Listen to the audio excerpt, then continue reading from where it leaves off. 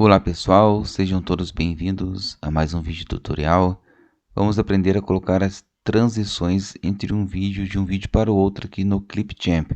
Se o vídeo de vocês estiverem com o áudio, pessoal, recomendo que vocês separem o áudio do vídeo, pois quando nós colocamos uma transição e se aumentamos o tamanho dessa transição, o vídeo dá uma diminuída. Com isso pode dar uma cortada no áudio, então tem que observar isso.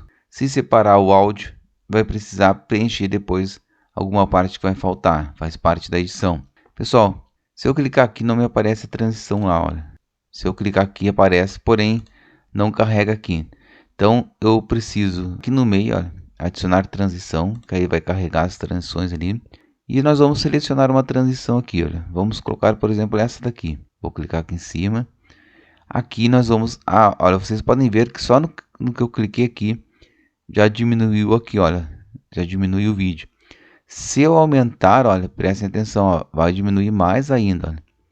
Isso se tiver vou deixar um tempo maior para a gente perceber. Isso se tiver um áudio, vai cortar o áudio. Por isso que eu recomendo separar o áudio do vídeo e depois lá no final, ou aqui, se tiver que preencher para algo compatível com a imagem que estamos utilizando, ter essa transição. Depois disso, pessoal, o que nós vamos precisar fazer? Eu vou precisar pegar esse vídeo aqui, olha, arrastar e juntar aqui para ficar próximo do outro, olha. Vamos conferir a transição que ficou aqui que nós colocamos, olha. Só para que vocês possam ver. Ó, no caso essa aqui é a primeira transição. Isso aqui nós podemos aplicar em todos os vídeos, olha. Por exemplo, eu vou na próxima transição, olha. Vou clicar aqui. Vamos escolher uma dessas transições aqui. Deixa eu ver. Vou colocar essa daqui. Vou colocar essa daqui. Vou aumentar bem, olha, para vocês verem. Aqui não vai cortar, vai diminuir, mas não vai cortar lá no fundo porque não tem outro vídeo. Mas o áudio ia ficar aumentado lá.